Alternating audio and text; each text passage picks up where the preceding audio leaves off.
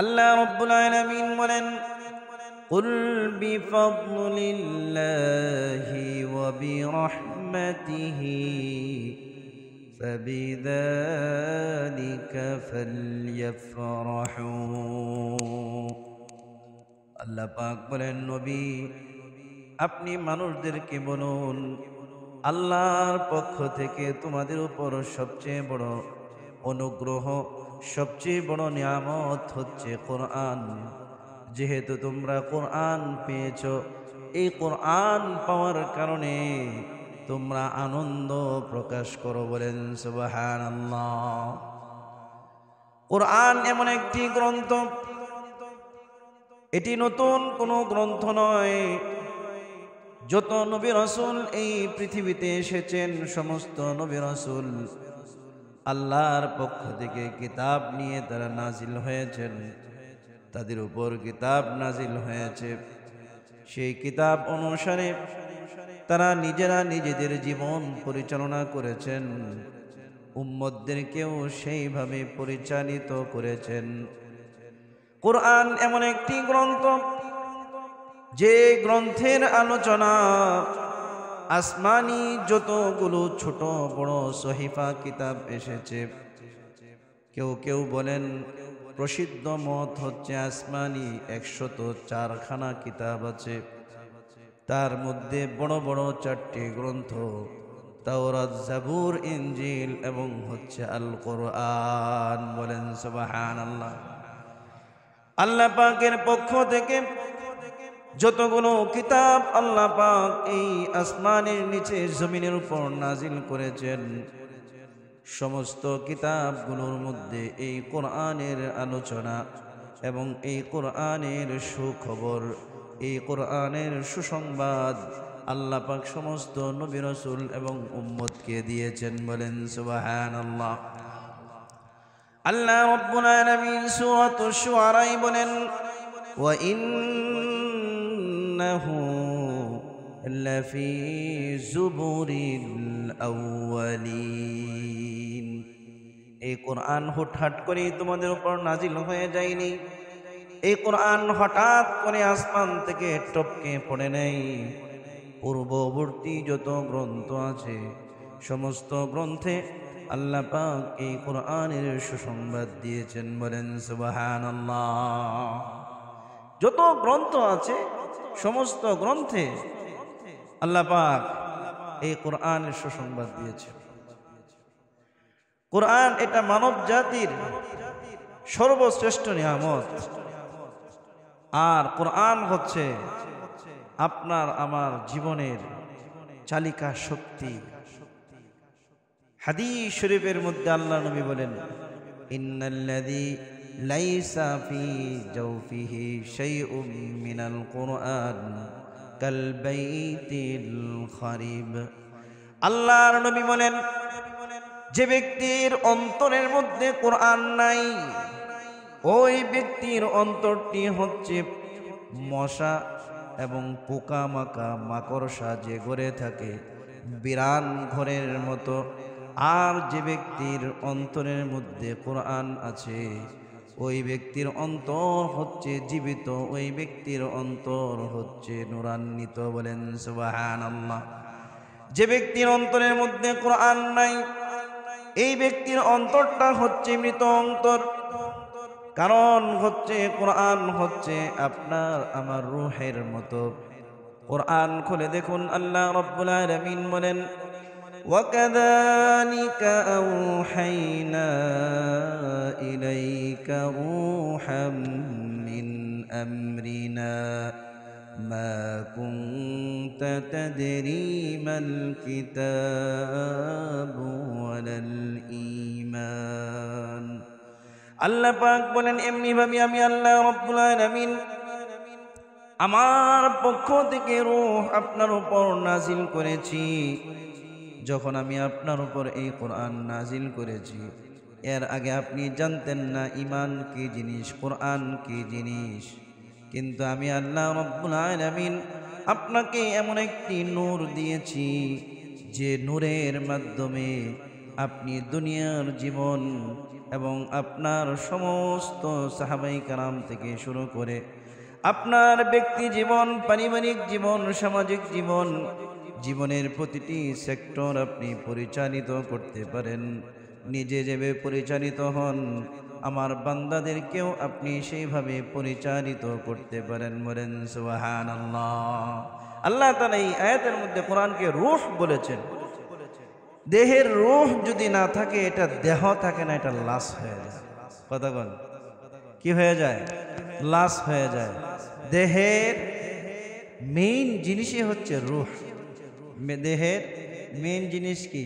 রূহ। যদি আপনার রূহ দেহে না থাকে, কথা বের হবে? হাত নড়াচড়া করবে? চোখ নড়াচড়া করবে?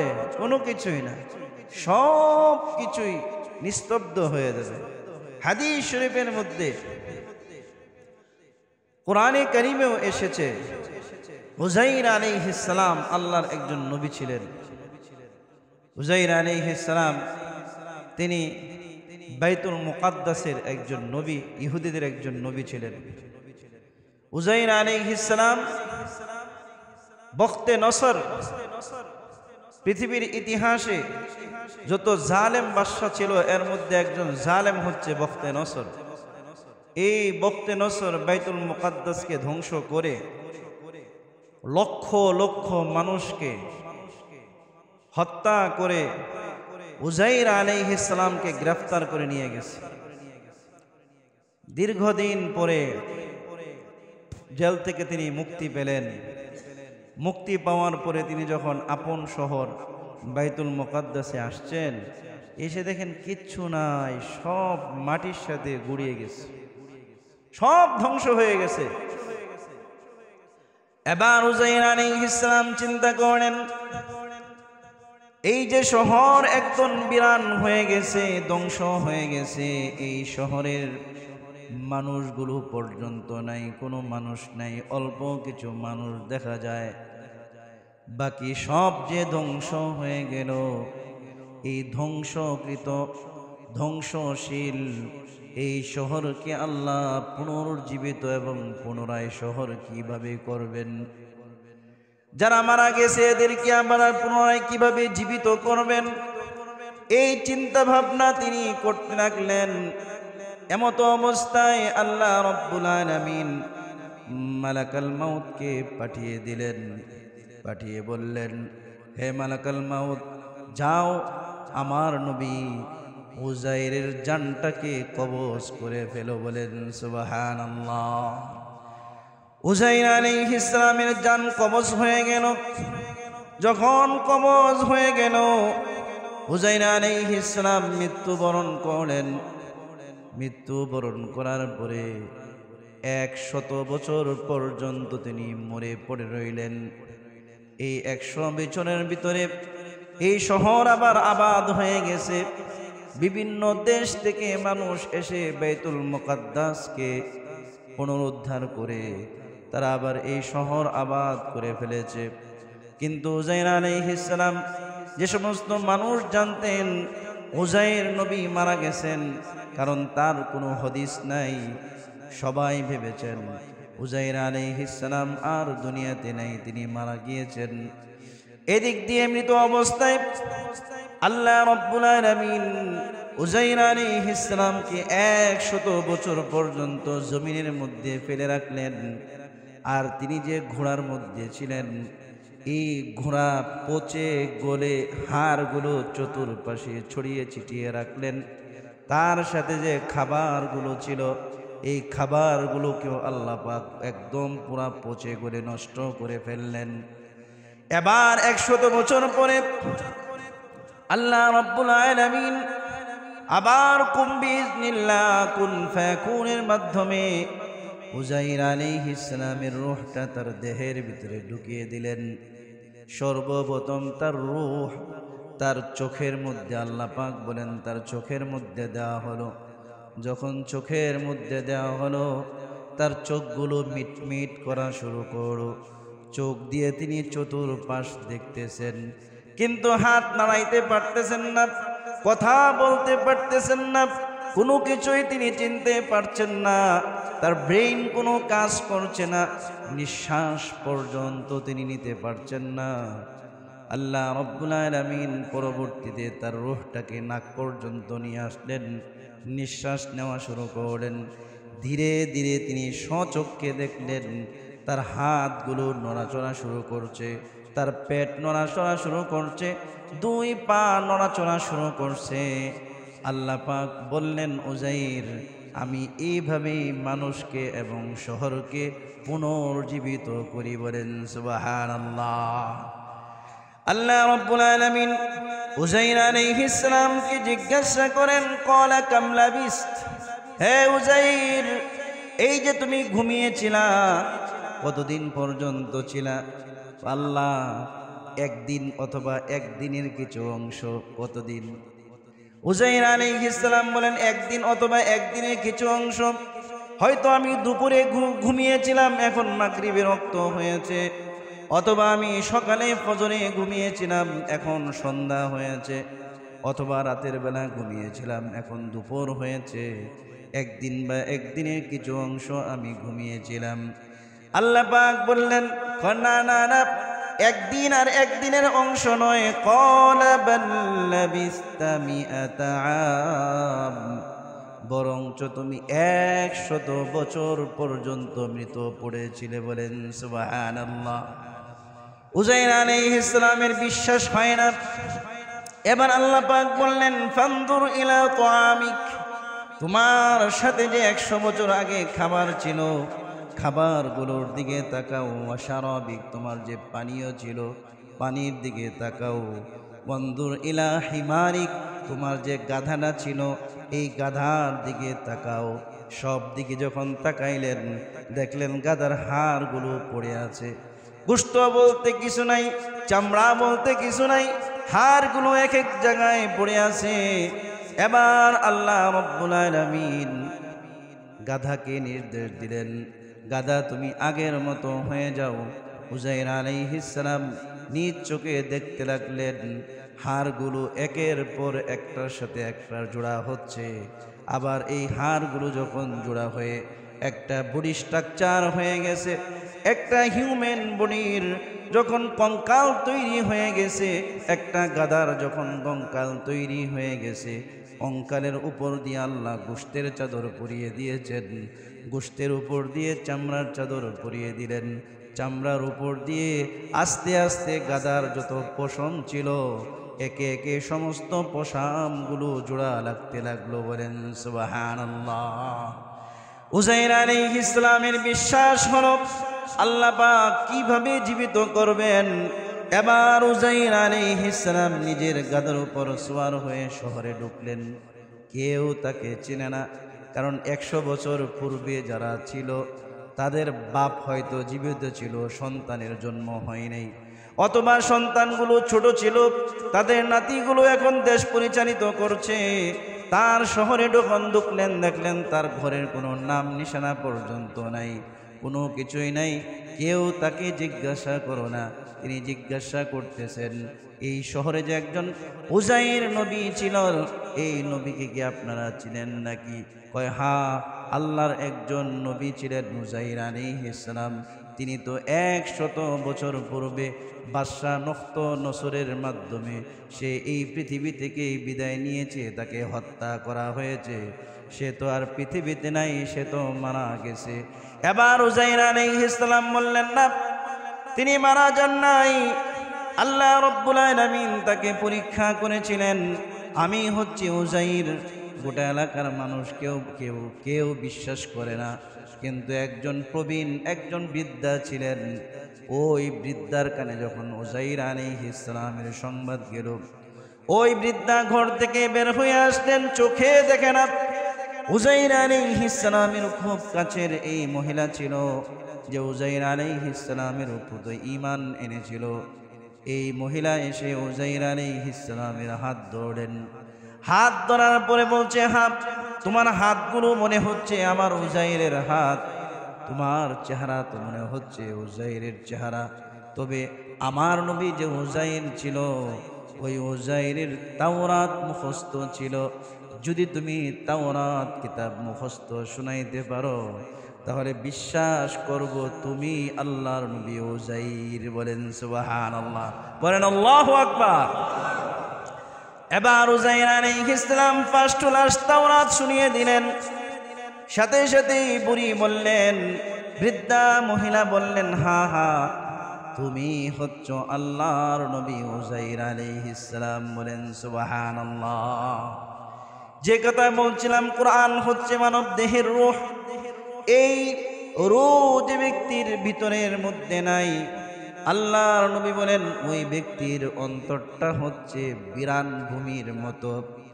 যে বাড়িতে মানুষ বসবাস করে না, শত শত বছর পর্যন্ত বাড়িটা পড়ে থাকে, ওই বাড়িটা যেমন ভয়ঙ্কর হয়ে যায়, কোরআনবিহীন মানুষটাও এইরকম ভয়ঙ্কর হয়ে যায়। বলেন নাউজুবিল্লাহ। কোরআনবিহীন মানুষও এরকম ভয়ঙ্কর হয়ে যায়। যতদিন পর্যন্ত মুসলমানরা এই কোরআনকে বুকে ধারণ করেছে, এই কোরআন তেলাওয়াত করেছে, কোরআনের কয়েকটি ভাগ আছে। এক হচ্ছে নজমে কোরআন, আরেক হচ্ছে মানায়ে কোরআন। কোরআন দেখে দেখে তেলাওয়াত করা, মুখস্থ তেলাওয়াত করা, অর্থ সহ তেলাওয়াত করা। আরেকটা হচ্ছে নিজের জীবনে এই কোরআনের বাস্তবায়ন করা। বলেন সুবহানাল্লাহ। নবী করিম সাল্লাল্লাহু আলাইহি ওয়াসাল্লামের সাহাবায়ে কেরামের মধ্যে দেখা যেত এক একজন সাহাবীর এক পৃষ্ঠা অথবা একটি সূরা তাদের তেলাওয়াত করতে, তাদের এই কোরআনের সূরাগুলো তাদের তেলাওয়াত করতে, কোরআন বুঝতে বছর কি বছর চলে যেত।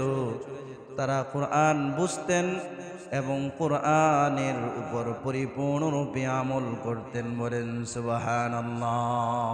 কোরআন সাহাবায়ে কেরামও তেলাওয়াত করতেন, আমরাও তেলাওয়াত করি।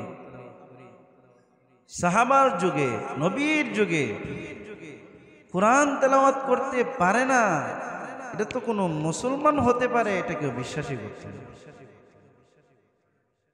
আর বর্তমান আমাদের যুগের অবস্থা কি? 90% মুসলমান কোরআন তেলাওয়াত পারে না। 10%-এর মধ্যে 5% যারা পারে, এদের কোরআন তেলাওয়াত শুদ্ধই না।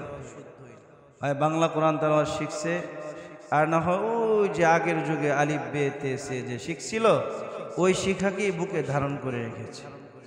আর 5% পাওয়া যাবে যারা নুরানি মক্তবে পড়েছে অথবা মাদ্রাসায় পড়েছে, উলামায়ে কেরামের সোহবতে ছিল বা কোনো হুজুরের কাছ থেকে কোরআন তেলাওয়াত শিখেছে। এরকম 5% বিশুদ্ধ তেলাওয়াতকারী সমাজের মধ্যে আছে। কথা কোন ঠিক না বেঠিক? তো যারা কোরআন তেলাওয়াত শিখছে, এরাও এই কোরআনকে শুধু তেলাওয়াতের মধ্যে সীমাবদ্ধ রাখছে। কে কত কণ্ঠ সুন্দর করে তেলাওয়াত করে, এই তেলাওয়াতের প্রতিযোগিতা আমাদের আছে, কিন্তু কোরআনের বাস্তবায়ন সম্পর্কে বা কোরআনের আমলের প্রতিযোগিতা আমাদের মধ্যে নেই। আমাদের দেশে এই প্রতিযোগিতা নাই যে ব্যক্তি নিজের গোটা জীবনটাকে কোরআন অনুপাতে করবে, ওই ব্যক্তিকে এই ধরনের পুরস্কার দেওয়া হবে। যদিও আমাদের দেশে এই ধরনের কোনো পুরস্কারের ঘোষণা নাই, কিন্তু আল্লাহ পাক এমন ব্যক্তির জন্য জান্নাতের পুরস্কার, তার পুরস্কার স্বরূপ জান্নাত ঘোষণা করেছেন। বলেন সুবহানাল্লাহ। আজকে আমাদের মুসলমানদের অবস্থা হচ্ছে, কোরআনের যে নজম আছে, বাহ্যিক যে কোরআন আছে, এই বাহ্যিক কোরআনকে বিশুদ্ধ করার পিছনে আমরা সময়, বছর কি বছর এর পিছনে সময় দেই, কিন্তু এই কোরআনের মধ্যে আল্লাহ পাক কি বলেছেন? আল্লাহ পাক এই কোরআনের মাধ্যমে, এই আয়াতের মাধ্যমে আল্লাহ পাক আমাদের কাছে কি চাচ্ছেন, কি মেসেজ দিচ্ছেন, আল্লাহ পাক আমাদের জন্য কি পয়গাম প্রেরণ করেছেন, এটা আমরা কখনো বুঝিও না, বুঝার চেষ্টাও করি না। অধিকাংশ মুসলমান হুজুরদের কাছ থেকে শোনার জন্য অপেক্ষা করতে থাকে। কথা কোন ঠিক না বেঠিক? কিন্তু পৃথিবীতে এমন কোনো একটা বই, এমন একটা বই আপনি আমাকে দেখাতে পারবেন না যে বই মানুষ না বুঝে পড়ে। এমন কোনো বই দেখাতে পারবেন? কেজি স্কুলের বাচ্চারা 1, 2, 3, 4, 5 যে বই পড়ে, ইংরেজি বলেন, ইতিহাস ভূগোল বলেন, ছড়া বলেন, কবিতা বলেন, গদ্য বলেন, পদ্য বলেন, সিন বলেন, আনসিন বলেন, কোনো প্যারাগ্রাফ বলেন, কোনো ধরনের আর্টিকেল বলেন, যে যেটা পড়ে বুঝে পড়ে কিনা? কথা কন না কি ভাই, বুঝে পড়ে কিনা? ছোট বাচ্চাটাও আম পাতা জোড়া জোড়া যে পড়ছে, এটা সে বুঝে বুঝে পড়ছে। কি বলেন? হ্যাঁ, টুইঙ্কল টুইঙ্কল লিটল স্টার যে বাচ্চাটা পড়ছে, টুইঙ্কল অর্থ কি, লিটল স্টার অর্থ কি, এটা বুঝে সে পড়ছে। কথা কোন ঠিক না বেটি? কিন্তু আমরা না পারি কোরআন তেলাওয়াত করতে, না পারি এটা বুঝতে, না কখনো চেষ্টা করেছি এটা বোঝার। দুনিয়ার সব কিছু আমার পক্ষে হয়, ব্যবসা হয়, বাণিজ্য হয়, বিভিন্ন কবি সাহিত্যিকদের বই পড়তে আমার শুধু মজাই লাগে, কিন্তু কোরআন পড়তে আমার ভালো লাগে না। কোরআন পড়তে আমার ভালো লাগে না। বহু মানুষ আছে রবীন্দ্রনাথের বই পড়ে পড়ে তার দিলের মধ্যে প্রশান্তি আসে, কবি নজরুলের বই পড়লে তার দিলে প্রশান্তি আসে, হুমায়ুন আজাদের বই পড়ে তার দিলে প্রশান্তি আসে, কিন্তু কোরআন পড়লে তার প্রশান্তি আসে। তাহলে এটা কি কোরআনের সমস্যা না তার অন্তরের সমস্যা? কথা বলেন না, কিসের সমস্যা? অন্তরের সমস্যা। আল্লাহ পাক আসমান থেকে বৃষ্টি দেন, এই বৃষ্টি দ্বারা কি সবাই উপকৃত হয়? কথা কন, সবাই উপকৃত হয় না। একদম খাট্টা জমিন, পাথরি জমিন কোনো উপকৃত হয় না। পাথরময় জমিনে বৃষ্টি দ্বারা কোনো উপকৃত হয় না। কিন্তু নিচু ভূমি, উর্বর নরম মাটি যেগুলো আছে, এই নরম মাটিতে যখন আল্লাহর রহমতের বৃষ্টি পড়ে, এই মাটির মধ্যে আরো অধিক পরিমাণে ফসল উৎপন্নের যোগ্যতা বেড়ে যায়। কথা কোন ঠিক না বেঠিক? এই জন্য ব্যক্তির হৃদয় যত কোমল, কোরআন দ্বারা ওই ব্যক্তি তত বেশি নিজে উপকৃত হয় এবং সমাজ উপকৃত হয়। বলেন সুবহানাল্লাহ। আজকে আমাদের সমাজে কোরআন তেলাওয়াত এটা সবচেয়ে অপশনাল আমরা রেখেছি। কোরআন তেলাওয়াত তো পারি না, যারাও পারি আমরাও এই কোরআনকে শুধু রমজানের জন্য রেখে দিই, সারা বছর আর তেলাওয়াতের কোনো নাম গন্ধই নেই। মা বোনরাও এই কোরআনকে যে রাখছে গিলাপের মধ্যে ঢুকিয়ে, এই গিলাপের মধ্যে মাকড়সার জাল, নিজের কাপড় সপ্তাহে 3 দিন ধোয়, 3 মাসে 1 দিনও কোরআনের গিলাপটাকে আমরা ধুই না। কথা কন, কথা কন না। এই কোরআনকে গিলাপের ভিতরে ঘরের তাকে রাখতে রাখতে যখন উই পোকা খায়, তখন আইসা মাসালা জিগায়, হুজুর ওই পোকা তো খেয়ে ফেলছে, এই কোরআন এখন কি করব? পুড়িয়ে দিব না পানিতে ফেলে দিব? কোনো সৎকা করতে হবে? আপনার অবহেলার কারণে কোরআন ওই পোকা খেয়েছে, তো সৎকা করলেই আপনার এই বেয়াদবি, আপনার এই গুনাহ আপনি মাপ পেয়ে যাবেন। এত সহজ? এই কোরআন তো ওই পোকা খাওয়ার জন্য আল্লাহ দিয়েছিলেন না, এই কোরআন তো আপনাকে পড়ার জন্য দিয়েছিলেন। আমাদের ঘরের মধ্যে কোরআনের জন্য আলাদা কোনো জায়গা হয় না, কিন্তু আমাদের ঘরে ইবাদতের আলাদা কোনো রুম নাই, কিন্তু খাবারের জন্য, টিভি দেখার জন্য, সবাই বসে গল্পগুজব করার জন্য আলাদা ডাইনিং ড্রয়িং আছে। কথা কন না? হ্যাঁ, আছে না নাই? কিন্তু আপনার ঘরে, আপনার বাসায়, এত বড় বাসা, প্রায় 2200 স্কোয়ার ফিটের বাসায় একটা কোণা, ছোট্ট একটা রুম আপনার নাই, যেখানে বসে আপনি কোরআন তেলাওয়াত করবেন, যেখানে বসে আপনি আল্লাহর ধ্যানে এবং জ্ঞানে মগ্ন হবেন, এমন একটা রুম আপনার নাই। কথা কন ঠিক না বেঠিক? যারা বাড়িওয়ালা আছেন, ভাড়াটিয়াদের জন্য তো আপনারা বাড়ি ভাড়ার জন্য, ব্যবসার জন্য করেন, কিন্তু আপনার জন্য তো 3 তলাটা পুরা নিয়ে নিচ্ছেন, কিন্তু এই 3 তলার মধ্যে আপনার আখিরাতকে সঞ্চয়ের জন্য একটা রুম কি আপনি করতে পারেন না, যেখানে আপনি একাকিত্বে থাকবেন, যেখানে শুধু আপনার সাথে আল্লাহ থাকবে আর কেউ থাকবে না। সব কিছু ভুলে আপনি আল্লাহর সাথে যোগাযোগ করবেন, আল্লাহর কাছে কায় মনোবাক্যে দোয়া করবেন, আপনি এখানে বসে ইসলামিক বই পড়বেন। এমন একটা রুম আপনার বাসায় হলো না, অথচ আপনার বাসায় বিশাল ডাইনিং আছে। হ্যাঁ, যদি 2000 স্কোয়ার ফিটের যদি বাসা হয়, 500 স্কোয়ার ফিটের মোটামুটি বিশাল বড় এক ডাইনিং। এই ডাইনিংয়ের মধ্যে পুরা দেয়াল টিভি, এই দেয়াল টিভির মধ্যে আপনার বিবি, আপনার ছেলে মেয়ে হর হামেশা জিনার গুনাহ, নাটক, বেবিচার, অশ্লীলতা এইগুলো দেখতেছে। আপনি তো হজে, আপনি তো মসজিদের সামনের কাতারে নামাজ পড়তেছেন, বউ তো ওইখানে আপনার জি বাংলার জি সিনেমার ডাচ বাংলা ডান্স দেখতেছে। এই যে ডাচ বাংলা ডান্স যে দেখতেছে, জি সিনেমা দেখতেছে, হলিউড, টলিউড, বলিউড যে দেখছে, বিভিন্ন সাংস্কৃতিক অনুষ্ঠান যে দেখছে, এই দেখার সুযোগ যে আপনি করে দিয়েছেন। আপনি জায়নামাজে বসে সেজদায় পড়ে আছেন, তারপরেও বিবির আপনার গুনাহ এবং আপনার সন্তানের গুনাহের পার্সেন্টেজ আপনার আমলনামায়, আপনি সেজদার মধ্যে পড়ে আছেন, তখনও ফেরেশতারা লিখতেছে। বলেন নাউজুবিল্লাহ। জীবিত অবস্থায় মরে গেছেন, কবরে শান্তি আছে?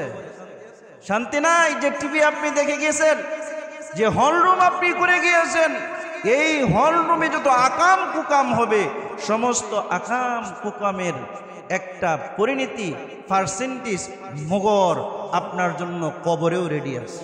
কথা কোন ঠিক না বেঠিক? আজকে আমাদের অবস্থা তো এরকম হচ্ছে যে আমরা দুনিয়া সাজাই, শুধু দুনিয়া সাজাচ্ছি, আখেরাতকে সাজানোর কোনো নামগন্ধই নেই। দুনিয়ার সব ব্যবসা আমি বুঝি, কিন্তু আখেরাতের ব্যবসা আমি বুঝি না। এটা আমার বুঝে আসে না, বুঝে ধরে না, অথচ আখেরাত আমার আসল। আখেরাত কি ভাই? আসল। আল্লাহ তাআলা গাফেলদের ব্যাপারে বলেন, ইয়ালামুনা যাহিরাম মিনাল হায়াতিদ দুনিয়া ওয়া হুম আনিল আখিরাতি হুম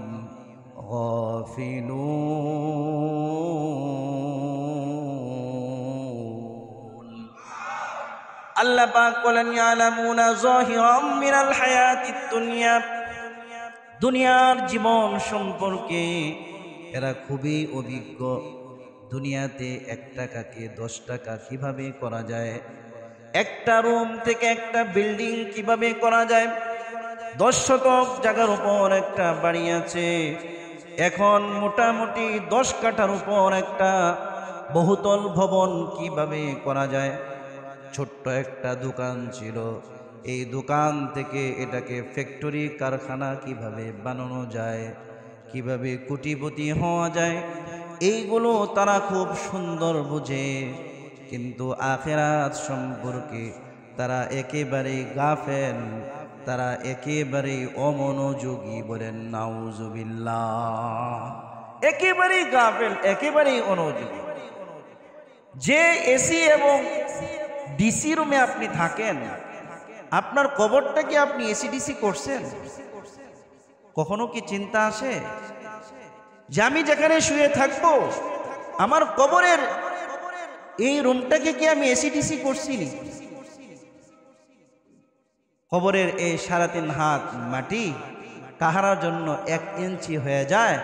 আবার এই কবরের 3.5 হাত এই জায়গাটা, কবরের এই ছোট্ট জায়গাটা কাহারো জন্য দৃষ্টি সীমা পর্যন্ত প্রশস্ত হয়ে যায়। বলেন সুবহানাল্লাহ।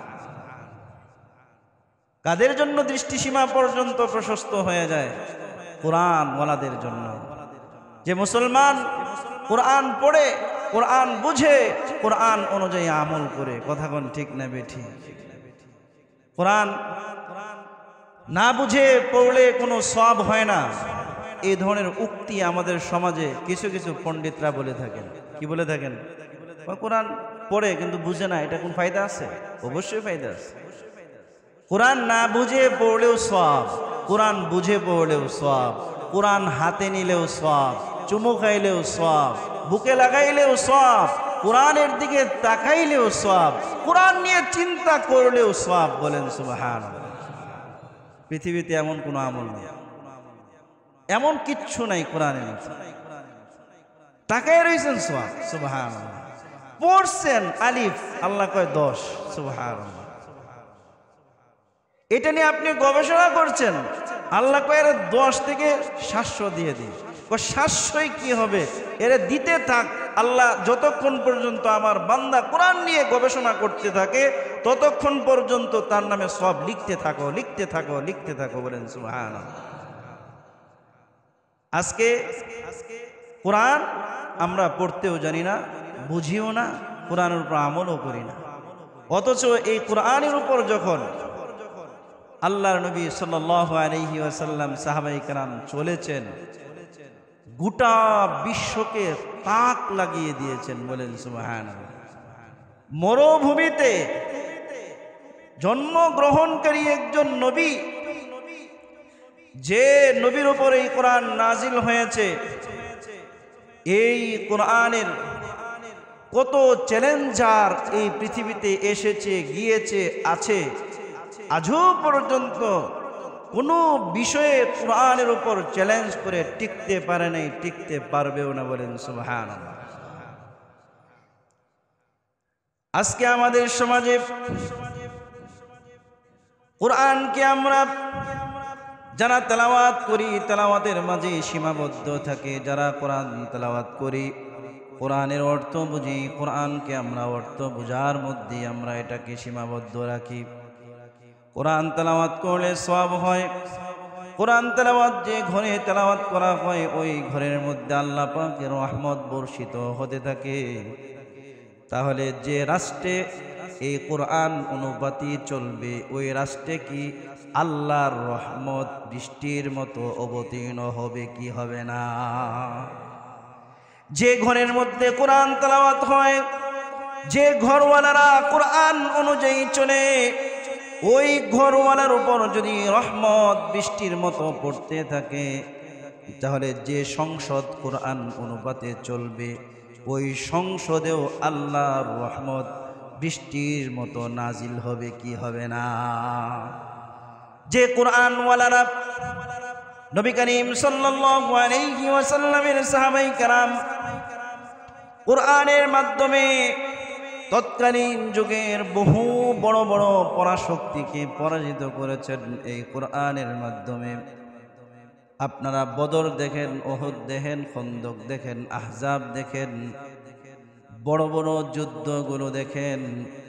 সাহাবায়ে কেরাম দিনের বেলায় কাফেরদের সাথে যুদ্ধ করতেন, আর রাতের বেলায় আল্লাহর সামনে রাত তেলাওয়াত করতে করতে সারা রাত কাটিয়ে দিতেন। বলেন সুবহানাল্লাহ। অর্থাৎ রাত্রেবেলা আমরা ঘুমের সময় মোবাইল যেভাবে চার্জ দেই, মোবাইলের চার্জ গ্রহণ করি, যদি মোবাইলের চার্জ থাকে তাহলে মোবাইল দিয়ে কাজ করা যায়। তেমনিভাবে সাহাবায়ে কেরাম রাতের বেলায় জায়নামাজে দাঁড়িয়ে কোরআন তেলাওয়াত করে দিনের বেলায় কাফেরদের বিরুদ্ধে যুদ্ধ করার জন্য শক্তি আল্লাহর পক্ষ থেকে তারা গ্রহণ করতেন। বলেন সুবহানাল্লাহ। এক সাহাবীর ঘটনা এসেছে, আল্লাহর নবীর ওই সাহাবী যুদ্ধ করছেন, সারাদিন তিনি রোজা ছিলেন এবং সকাল থেকে যুদ্ধ করতে করতে ইফতারির সময়ে ইফতারটা পর্যন্ত তিনি খেতে পারেন নাই। কিন্তু রাতের বেলায় যখন যুদ্ধ শেষ হয়েছে, অল্প কিছু পানি আর খেজুর নিয়ে তিনি নামাজের মধ্যে দাঁড়িয়ে গেলেন। তেলাওয়াত করছেন, হঠাৎ করে তার কানের মধ্যে মুয়াজ্জিনের আজানের ধ্বনি যখন বাজলো, তিনি নামাজ শেষ করেন আর আফসোস করে বলছেন, আল্লাহ, তোমার রাত্র এত ছোট হয়ে গেল যে আমি 2 রাকাত নামাজে কোরআন খতম দিতে পারলাম না। বলেন সুবহানাল্লাহ। ফাতেমা রাদিয়াল্লাহু তাআলা আনহা, যার ব্যাপারে জান্নাতের গ্যারান্টি আসছে, আল্লাহর নবীর কন্যা, যিনি সমস্ত নারীদের সর্দারনী হবেন, সমস্ত নারীদের নেত্রী হবেন জান্নাতের মধ্যে, ফাতেমা রাদিয়াল্লাহু তাআলা আনহা প্রায়শই আফসোস করে বলতেন, আল্লাহ তোমার রাত্রটা এত ছোট কেন হয়? এশারের নামাজের পরে নফল নামাজের মধ্যে দাঁড়াই, আর কিছুক্ষণ পরেই মনে হয় ফজরের আজান আমার কানের মধ্যে ভেসে আসে। বলেন সুবহানাল্লাহ। এক সাহাবীর ঘটনা এসেছে, তিনি রাতের বেলায় কোরআন তেলাওয়াত করছেন। যখন তিনি কোরআন তেলাওয়াত করছেন, কোরআন তেলাওয়াত অবস্থায় তিনি তার আস্তাবল যে ছিল, ঘোড়ার যে ঘর ছিল আস্তাবল, ওই আস্তাবলের মধ্যে দেখলেন ঘোড়াগুলো লাফালাফি করছে আর স্নেহাধ্বনি দিচ্ছে। সাহাবী প্রথমবার নামাজের মধ্যে টের পেলেন, কিছুই বললেন না, কিছুই করলেন না, নামাজ কন্টিনিউ করলেন। এইভাবে দ্বিতীয়বার যখন হলো, তৃতীয়বার যখন শেষ রাত্র হয়ে গেল, দেখলেন ঘোড়াগুলো খুব বেশি পরিমাণে চিল্লাচিল্লি করছে। তিনি নামাজ থেকে আওয়াজ যখন শুনলেন, খুব দ্রুত নামাজ শেষ করলেন। খুব দ্রুত নামাজ শেষ করে তিনি গেলেন। যাওয়ার পরে দেখলেন আল্লাহর নবীর এই সাহাবীকে দেখার সাথে সাথেই ঘোড়াগুলো স্থির হয়ে গেছে। তবে তিনি আসমানের দিকে তাকিয়ে দেখলেন সাদা পোশাকধারী কে জানি এসেছিল। গোটা এলাকাটা ওই সাদা পোশাকের কারণে আলোকিত হয়েছে। এই আলোর কারণে ঘোড়াগুলো ভয় পেয়ে এইরকম লাফালাফি করতেছিল। বলেন সুবহানাল্লাহ। সকালবেলায় ফজরের পরে আল্লাহর নবী যখন মুসল্লিদের দিকে ফিরিয়ে বসলেন, সাহাবী বললেন, ইয়া রাসূলুল্লাহ, রাতের বেলায় কোরআন তেলাওয়াত করছিলাম, নামাজের মধ্যে অনেক মজা পাচ্ছিলাম, কিন্তু ঘোড়াগুলো খুব ডিস্টার্ব করেছে। কয় কেমন ডিস্টার্ব? ইয়া রাসূলুল্লাহ, যখন আমি তেলাওয়াত করছি ঘোড়াগুলো লাফালাফি শুরু করেছে। এক পর্যায়ে নামাজ শেষ করে আমি ঘোড়াগুলোর কাছে গেলাম, এই দৃশ্য দেখলাম। আল্লাহর নবী বলেন, আল্লাহর নবীর সাহাবী শোনো, তুমি যদি এই কোরআন তেলাওয়াত চালিয়ে যাইতা, দিনের বেলাও যদি চলতো, আসমানের ফেরেশতারা তোমার কোরআন তেলাওয়াত শোনার জন্য যারা নামছিল, যতক্ষণ তোমার তেলাওয়াত চলতো ততক্ষণ তারা আর এই জমিন থেকে যেত না। তাহলে আল্লাহ রব্বুল আলামিনের ফেরেশতাদেরকে এই দুনিয়ার মানুষও স্বচক্ষে দেখতে পারত। বলেন সুবহানাল্লাহ। উহুদের প্রান্তরে আল্লাহর নবী 50 জন সাহাবীকে বললেন, এই যে তোমাদেরকে পাহাড়ের পিছনে দাঁড় করিয়ে দেওয়া হলো, তোমরা শুধু কাফেরদের দিকে তীর মারতে থাকবে, তীর মারতে থাকবে, যাতে করে কাফেররা পিছন থেকে হামলা করতে না পারে। তবে শোনো, আমাদের জয় হোক পরাজয় হোক, তোমরা কিন্তু আপন স্থান থেকে কখনোই লড়বে না। উহুদের প্রান্তরে প্রাথমিক বিজয় যখন হলো, সাহাবাই কেরাম গনিমতের মাল যখন তারা সংগ্রহ করতে লাগলেন, উপর থেকে যখন সাহাবাই কেরাম দেখলেন যে সাহাবাই কেরামের ইসলামের বিজয় হয়ে গেছে, গনিমতের মাল তারা বিভিন্নভাবে সংগ্রহ করছে, তখন সেনাপতির কাছে বাকি সদস্যরা বলল, জনাব, আমরা তো বিজয় অর্জন করেছি, সুতরাং চলেন আমরাও গিয়া গনিমতের মাল সংগ্রহ করি। কিন্তু সেনাপতি বলল, না, আল্লাহর নবী নির্দেশ দিয়েছে আমাদের জয় হোক পরাজয় হোক, আমরা কিন্তু কখনোই এইখান থেকে নড়ব না। কিন্তু আল্লাহর নবীর অন্যান্য সাহাবায়ে কেরামের ভিতরে ইখতিলাফ মতানৈক্য শুরু হয়ে গেল। 50 জনের মধ্যে প্রায় 40 জনের উপরে নিচে নেমে আসলো, বাকি 10 জন ওইখানে পাহারা দিতে লাগলো। এদিক দিয়ে পাহারা দিতে দিতে শত্রুরা যখন দেখলো যে এইখানে মানুষজন কম, তখন তারা একের পর এক তীর ছুড়তে লাগলো। আল্লাহর নবীর একজন সাহাবী তখন নামাজ আদায় করছিলেন, আরেকজন পাহারা দিচ্ছিলেন, আরেকজন ঘুমাচ্ছিলেন। আল্লাহর নবীর এই সাহাবীর শরীরের মধ্যে তিনি কোরআন তেলাওয়াত করছিলেন নামাজের মধ্যে। একে একে 30 থেকে 35টা তীর ঢুকেছে, তারপরেও নামাজ ছাড়েন না, কোরআন তেলাওয়াত ছাড়েন না। বলেন সুবহানাল্লাহ। ওই ব্যক্তি নামাজ শেষ করে বলেন, আল্লাহর কসম করে বলি, আল্লাহর কসম করে বলি, আজকে নামাজের তেলাওয়াতে আমি এত বেশি মজা পাচ্ছিলাম, যদি কাফেরদের আক্রমণের ভয় না থাকতো তাহলে আজকে আমি শহীদ হয়ে যেতাম, তারপরেও নামাজের কোরআন তেলাওয়াত ছাড়তাম না। বলেন সুবহানাল্লাহ। আলী রাদিয়াল্লাহু তাআলা আনহুর রানের ভিতর দিয়ে আপনার তীর ঢুকে গেছে, গোটা পা ফুলে গেছে, তীর বের করতে পারে না, কোনোভাবেই বের করতে পারে না। তিনি শুধু চিৎকার করেন। সাহাবায়ে কেরাম পরামর্শ করলেন কিভাবে এটাকে অস্ত্রোপচার করা যায়। সবাই পরামর্শ দিল। আলী রাদিয়াল্লাহু তাআলা আনহু তিনি যখন নামাজে কোরআন তেলাওয়াত করবেন তখন আমরা তীর বের করতে পারবো। তিনি নামাজের মধ্যে কোরআন তেলাওয়াত শুরু করলেন।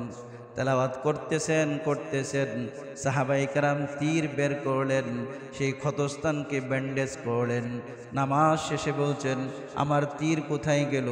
আমি তো কোরআন তেলাওয়াতের মাঝে, তীর তখন তোমরা খুললা, কখন ব্যান্ডেজ করলা, আমি তো কোনো কিছুই টের পেলাম না। বলেন সুবহানাল্লাহ। এই হচ্ছে কোরআন, এই হচ্ছে কোরআন। সবাই বলেন আল্লাহু আকবার। কোরআন এমন এক গ্রন্থ, জীবন্ত গ্রন্থ। এই কোরআন আমাদের শুধু তাবিজ লেখার লাগে আসে নাই। এই কোরআন শুধু ফুফা দিব আর আপনাদের বাসায় গিয়ে আম করে দাওয়াত খাওয়াবেন, কোরআন তেলাওয়াত করে দোয়া করে চলে আসবে, এই জন্য আসে না। কোরআন এসেছে জীবন্ত মানুষকে আল্লাহর নৈকট্যশীল বান্দা বানাতে। আমাদের তো হচ্ছে কোরআন তেলাওয়াত করায় ব্যক্তি মারা গেছে, তারপরে মুমূর্ষ রোগী, হুজুর আসেন তাড়াতাড়ি, দমটা বের হয়ে যাচ্ছে, ইয়াসিনটা তেলাওয়াত করে। সারা জীবন এই ব্যক্তি কোরআনের দিকে তাকায়ও নাই। বহু মুসলমান আমাদের সমাজে আছে যারা কোনোদিন কোরআন হাতায়ও নাই, কোরআনকে বুকেও নেয়। কথা কোন আছে না? ভয় পায়, ভয় পায়। কি পায়? ভয় পায়। বহু মুসলমান, বহু মুসল্লি, বহু মানুষ আমি দেখি না, আপনার মসজিদের বহুত দূর দিয়ে যায়। কি যায়? অনেক দূর দিয়ে। কি এত দূর দিয়ে যান কে? হুজুর মসজিদে ভয় লাগে। হ্যাঁ, অথচ মসজিদ হচ্ছে সবচেয়ে নিরাপদ। কথা কোন ঠিক না? কোরআন হচ্ছে সবচেয়ে নিরাপদ, এটা ভয়ের কোনো কিছু নাই।